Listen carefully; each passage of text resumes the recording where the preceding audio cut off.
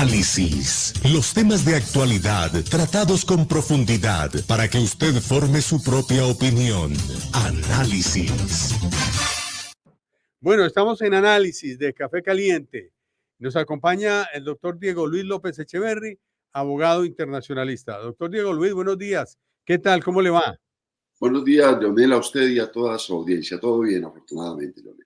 Bueno, me alegra mucho. Bueno, doctor Diego Luis, quedó cortado el saludo, María José. Entonces, lo vuelvo a saludar, doctor Diego Luis. ¿Qué tal? ¿Cómo está? Buen día, Leonel, a usted y a toda su audiencia. Bueno, el tema que nos convoca hoy, Ucrania, Rusia, y una pregunta que nos formulamos, ¿qué tan cerca está de que termine, cese la guerra entre Ucrania y Rusia, doctor Diego Luis? A ver, Leonel, hay varias aristas y varias circunstancias que motivan pensar que en un mediano plazo es posible al menos el cese de hostilidades, no el fin de la guerra. Eso se había presupuestado meses antes en el anuncio que hizo el presidente Donald Trump de que, aparte de que iba a acabar la guerra en 24 horas, lo cual es una quimera, es un imposible dentro del mundo geopolítico, dadas las circunstancias, repito, y el caudal de información que se recibe en los diferentes medios de comunicación allá y acá de las fronteras, se puede prever que frente a la reunión que ya se tuvo en Anchorage el viernes pasado entre el líder ruso Vladimir Putin y el presidente de los Estados Unidos, hay ya, de hecho, sobre la mesa unas condiciones que exige Rusia para el fin de las hostilidades. Y lo que se ha podido prever, Leonel, es que Rusia, tal como lo había venido diciendo de tiempo atrás, tiene dos condiciones sobre la mesa. Primero, que Ucrania renuncie definitivamente al ingreso de la OTAN, de la Organización del Tratado del Atlántico Norte.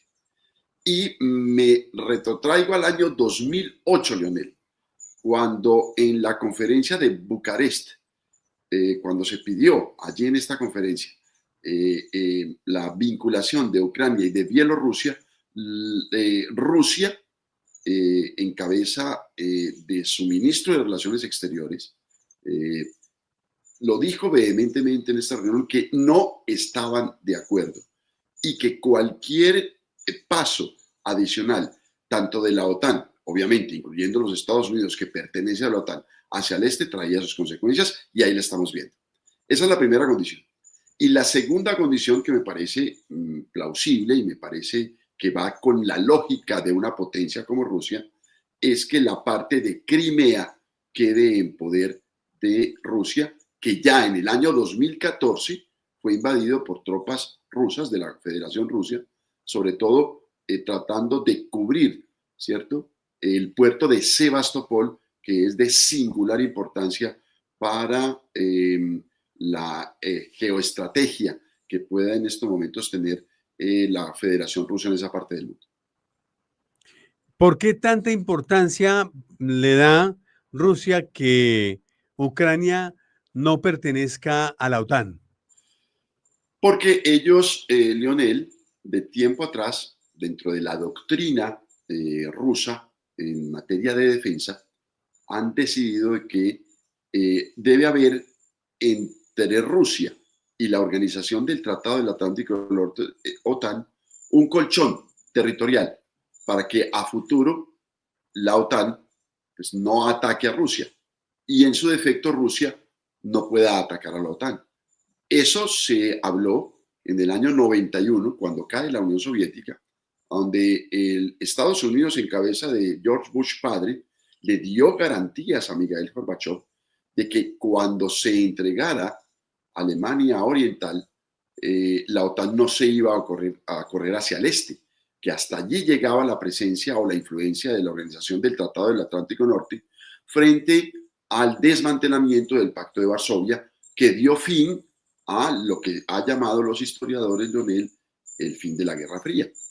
Es por esta razón que la OTAN y sobre todo Estados Unidos, ha venido exacerbando el problema en los últimos 30 años, tratando de, y de hecho, incorporar países de Europa del Este, como Polonia, como los mismos países bálticos, como Rumania y otros estados del este de Europa, y esto ha creado las condiciones necesarias para que en estos momentos tengamos la guerra que tenemos en esa parte del mundo. Ante las peticiones de Rusia, ¿cuál ha sido la actitud del presidente de Ucrania? Bueno, Leonel, partiendo de la base y del presupuesto de que en pleno siglo XXI ningún país, por poderoso que sea, puede adoptar una política agresiva con un país vecino y tomarse esto por la fuerza. El presidente Zelensky ha sido muy claro que ellos van a defender a sangre y fuego su territorio y su integridad territorial. Sin embargo, la historia ha demostrado que frente a estos hechos necesariamente se debe llegar a futuro a una negociación. No veo en el inmediato futuro, repito, que Rusia vaya a ceder frente a sus pretensiones y que Ucrania en esta guerra de desgaste, que ya se ha denominado así por parte de los analistas militares, vaya muy posiblemente a resultar triunfante. Veo la situación un poco compleja frente a las exigencias rusas, pero ya como lo dijo el presidente Trump, el balón está en la cancha de los ucranianos. Ya es decisión del gobierno y del pueblo ucraniano definir hasta qué punto va esta guerra y cuáles van a ser las concesiones en materia territorial y, repito, geopolítica por parte de la OTAN frente a las exigencias que hizo Vladimir Putin el viernes pasado en Anchorage. Es bueno recordar aquí los tiempos. Por ejemplo, ¿cuánto hace que está la guerra? ¿Cuánto lleva esa guerra entre Ucrania y Rusia? La invasión en toda regla empieza, bueno, si nos retrotraemos un poco en el tiempo, pues en el año 2014, las fuerzas helicoportadas y aeronavales rusas se toman la península de Crimea, que es territorio soberano de Ucrania. Allí, como ya lo dijimos anteriormente, Leonel, fondea la flota más importante de Rusia que tiene en esta zona, que es la zona del Mar Negro, que llega a desembocar en el estrecho del Bósforo y por ende al mar Mediterráneo.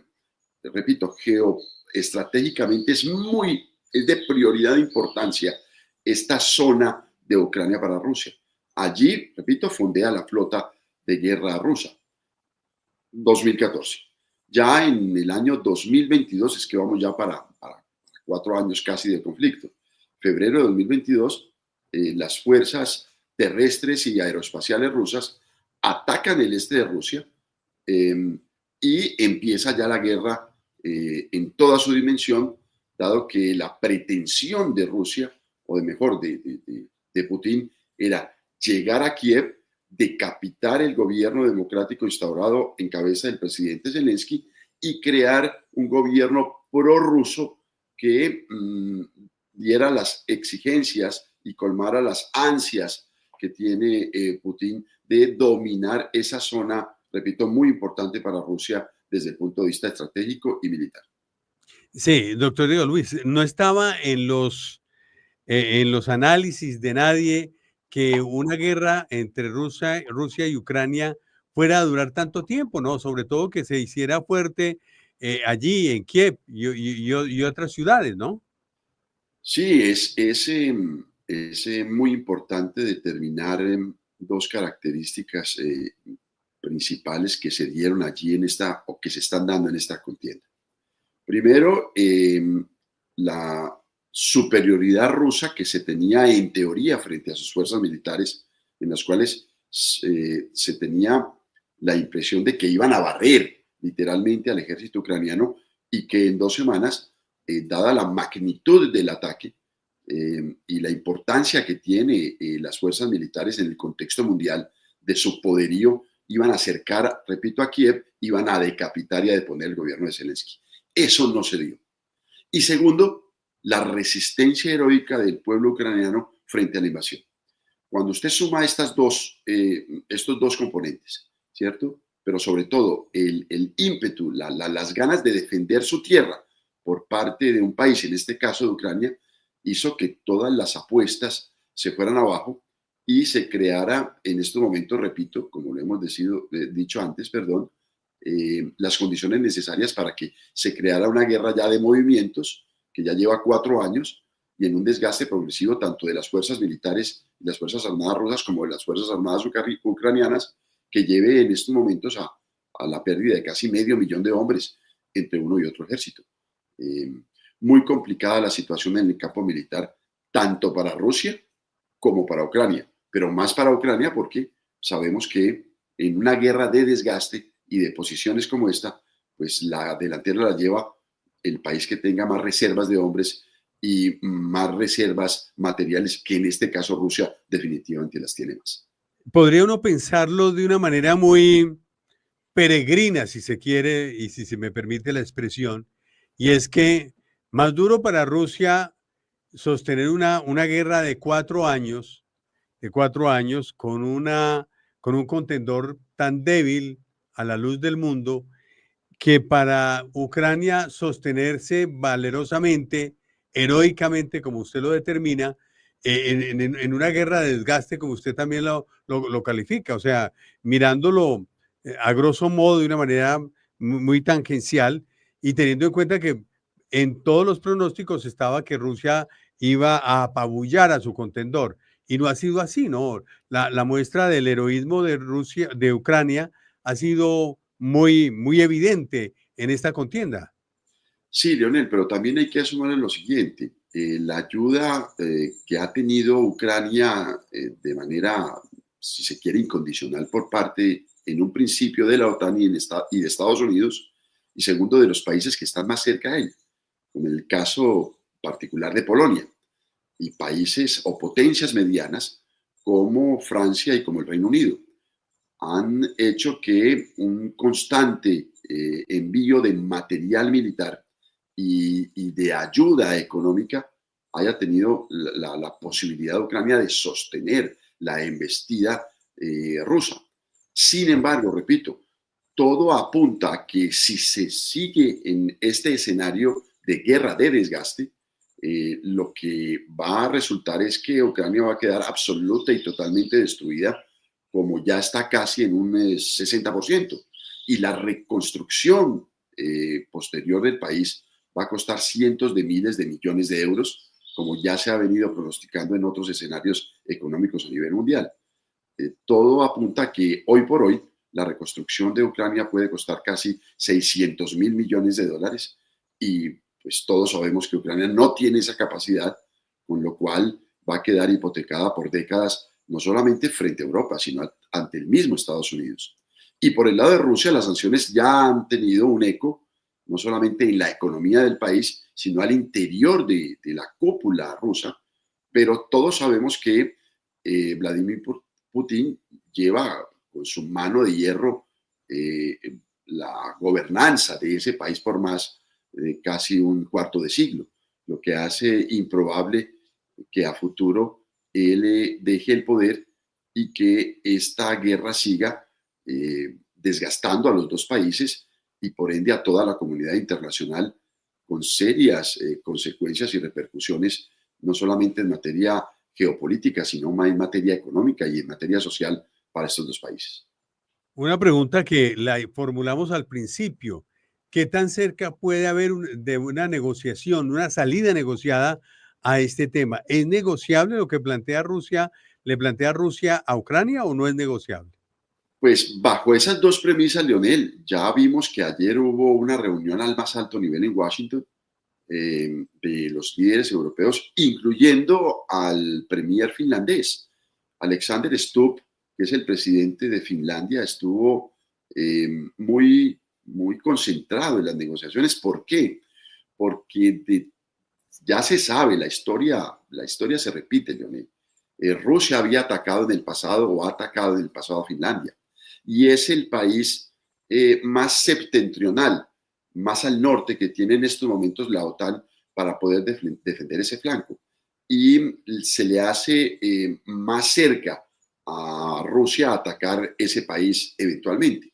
Por eso estuvo el presidente Stubb allí con las potencias occidentales europeas, que todos sabemos que es el Reino Unido, Francia, Alemania, Italia, y también estuvo el secretario de la OTAN, Rutte, y estuvo la presidenta de la Comisión Europea, Van der Leyen. Estos hicieron hincapié en la necesidad de seguir defendiendo a Ucrania con todas las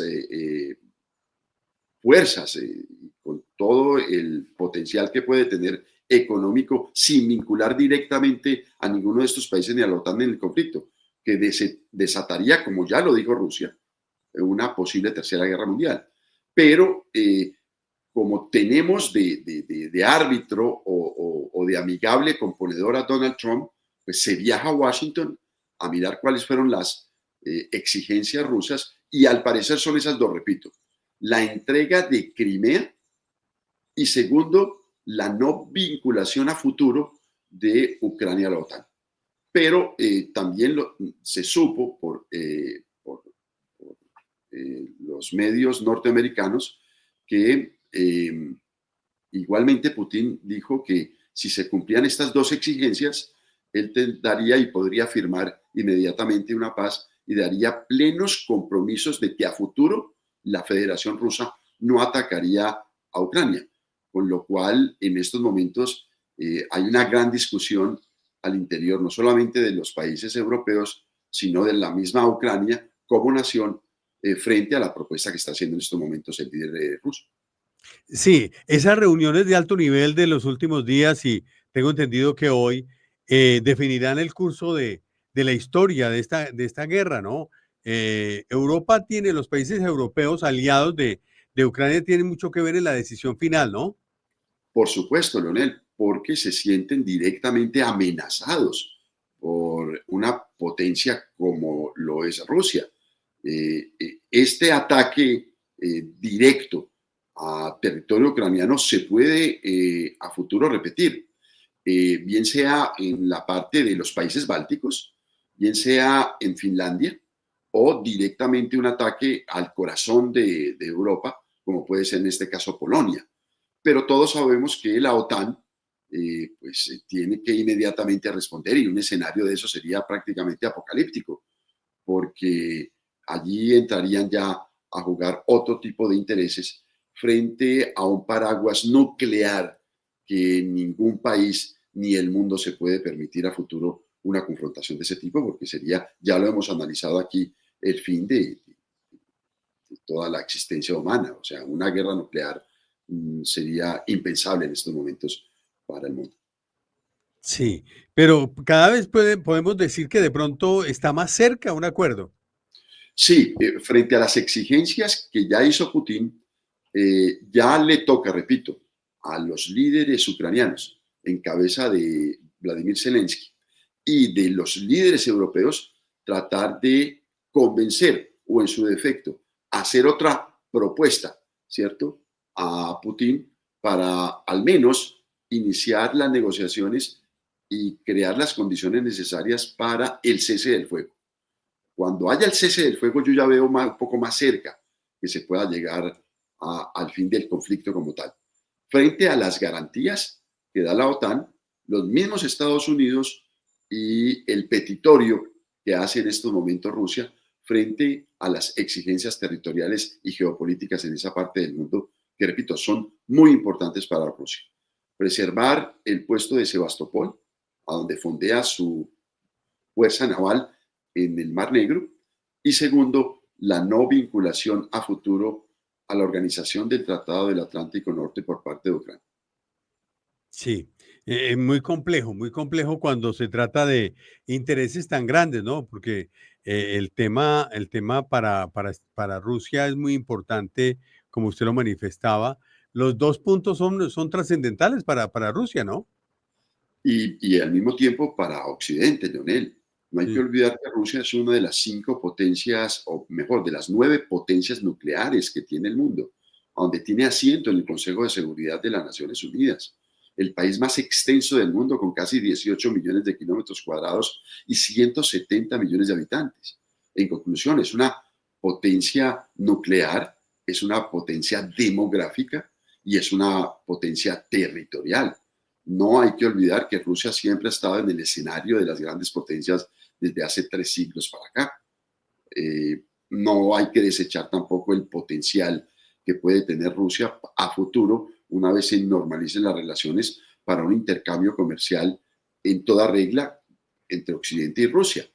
Y no hay que olvidar también la importancia que tiene Rusia en esa parte del mundo, en el mundo que colinda no solamente con toda el área de influencia del Mar Negro, sino con la participación directa de Rusia en escenarios posibles de movimientos geopolíticos que puede dar traste a que esa paz en el Oriente Medio se pueda o bien consolidar o debilitar, porque tenemos a Turquía allí al lado, tenemos a Rumania, que pertenece a la OTAN, pero tenemos también los países de Asia, de Euroasia, que pueden a futuro significar un desequilibrio geopolítico que puede poner otra vez en vilo al mundo en materia de seguridad. En qué se basa la importancia de que intervenga Estados Unidos en este tipo de negociaciones, doctor Diego Luis? A ver, todos sabemos que Estados Unidos es la superpotencia, digámoslo así, actual. No solamente es muy importante, siendo el mayor socio y contribuyente en estos momentos de la Organización del Atlántico Norte, de la OTAN, ¿cierto? Que si bien tiene su base en Bruselas, hay dos países al otro lado del Atlántico que pertenecen a ella, como es Canadá y los Estados Unidos. Segundo, Estados Unidos es el mayor aportante en estos momentos de caudales financieros hacia Ucrania, tratando de soportar su economía y su gobierno. Tercero, Estados Unidos ha firmado de tiempo atrás sendos compromisos, no solamente al otro lado del Atlántico, sino con países que circunvalan, ¿cierto?, todo el problema que en estos momentos tenemos en esa parte del mundo, como es países muy importantes como Turquía, repito, que está en el flanco sur del Mar Negro y que Estados Unidos lo provee no solamente de armamento, sino que también pertenece a la Organización del Tratado del Atlántico Norte. Y Estados Unidos pues tiene, lo hemos dicho en varias entrevistas, Leonel, el poder de veto no solamente en los organismos multilaterales de crédito, sino el poder de veto en el Consejo de Seguridad de las Naciones Unidas. Ante una eventual represalia de Occidente, Estados Unidos, siendo garante de esta paz, puede vetar cualquier tipo de decisión que se tome en este organismo. Doctor Diego Luis, el asunto es que la mirada del mundo está puesta allí, ¿no? Porque hay temas económicos de gran importancia que están afectando al mundo entero, ¿no? Sí, claro, es muy importante y yo creo que es transversal para no solamente Europa y Estados Unidos, sino para el mundo dar por terminado este conflicto. Amén de las bajas y el sufrimiento humano y la destrucción de gran parte de la infraestructura ucraniana. Y quien lo creyera, Leonel, los contraataques repetidos heroicos por parte del ejército y las Fuerzas Armadas ucranianas, el desgaste de estas dos naciones y el problema geopolítico que en estos momentos está allí, hace suponer de que pues, en lo posible se pueda llegar a un entendimiento y poder dar fin a casi 4 años de un conflicto que ha llevado, repito, casi 500.000 de seres humanos o muertos o heridos tanto en uno como en otro bando. Sí, doctor Diego Luis, pues yo sé que esto da para otro programa, pero el tema que tanto se habla, del que tanto se discute en redes sociales, la posible intervención de los Estados Unidos a Venezuela. Bueno, ya hubo un comunicado, si se quiere, pues algo preocupante por parte del secretario de Estado, Marco Rubio, de que iban a defender los intereses norteamericanos en esta parte del mundo y más exactamente en contra de un problema que ha venido azotando a ese país hace más de 50 años, que es la entrada masiva de narcóticos a este país. Ya hay movimientos por parte de la Marina de los Estados Unidos al frente de las costas venezolanas. Vería improbable en los próximos meses una intervención directa por parte de los Estados Unidos a este país. pero lo que sí es cierto, Leonel, es que la presión ha venido, como dicen los italianos, increciendo alrededor del régimen de Nicolás Maduro por parte de los Estados Unidos, no solamente en esta materia, sino en otros escenarios, como es el escenario económico. Siguen las sanciones, van a seguir más duras y sin duda alguna el gobierno de los Estados Unidos está muy atento al desarrollo a futuro de cualquier desenlace que se lleve en el país vecino frente a unos acontecimientos que ya desde el año pasado han perturbado, las relaciones, como son esas elecciones que prácticamente se robó el gobierno de Nicolás Maduro y hace casi imposible que se normalicen las relaciones entre los Estados Unidos y Venezuela. Sí, pero una intervención militar es improbable, al menos por el momento, ¿no? Al menos por el momento es improbable, pero repito, todas las cartas están sobre la mesa. En la medida en que Maduro siga insistiendo en el Esequibo o tenga la irresponsabilidad de invadir a Guyana, tengan la absoluta seguridad que los Estados Unidos intervendrán militarmente. En eso, tanto el general Padrino López como Nicolás Maduro tienen que estar muy atentos a todo este tipo de movimientos que está haciendo Estados Unidos, porque en un eventual, repito, ataque o invasión a Guyana por parte de Venezuela y del régimen hacia el territorio, repito, de Esequibo, Estados Unidos intervendrá militarmente y de manera directa en esta parte del mundo. Ese podría ser el florero de Llorente, ¿no? Podría ser el florero de Llorente, Leonel. Repito, Padrino López, en cabeza de su ministro de Defensa, que es Nicolás Padrino López, el general Padrino López, y Nicolás Maduro, tienen que evaluar con detenimiento y con mucho cuidado los pasos que van a dar en la Guyana. Al mismo tiempo, se sigue cerrando el círculo en materia económica de presión por parte de Estados Unidos ante el régimen, y es posible que esto desencadene a futuro en una implosión, o mejor, una revolución al interior de Venezuela.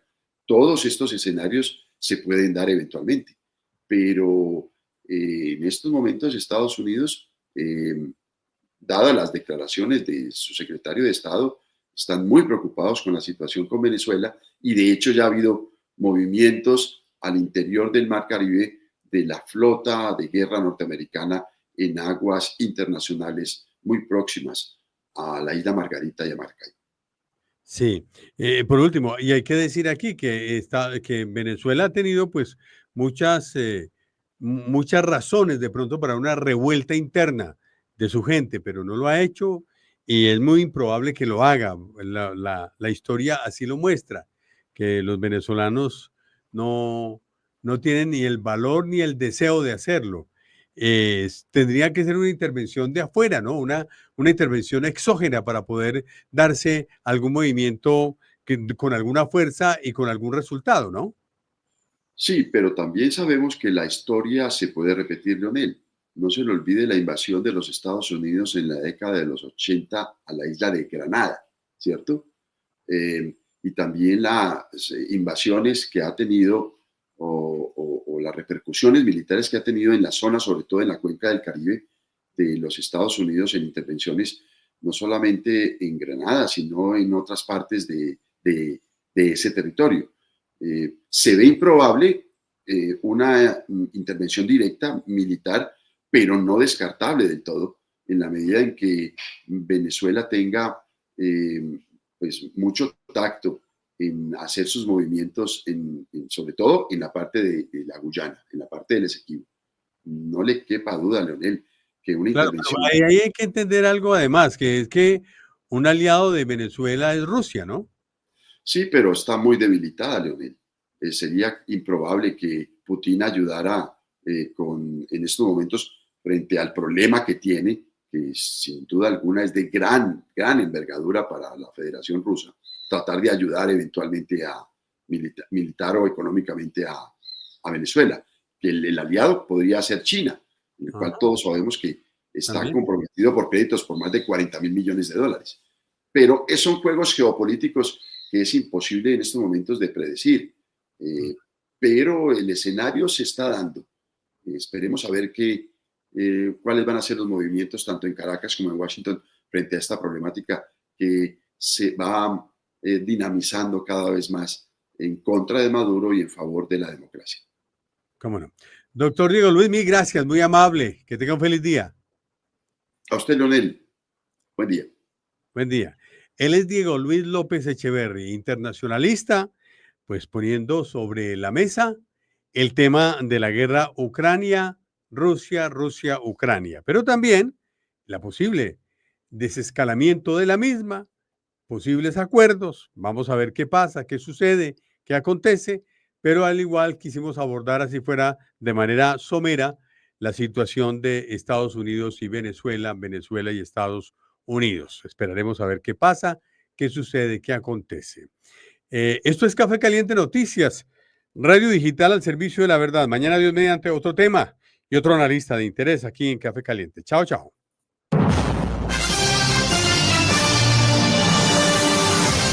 Café Caliente Noticias, una mirada distinta a la realidad regional.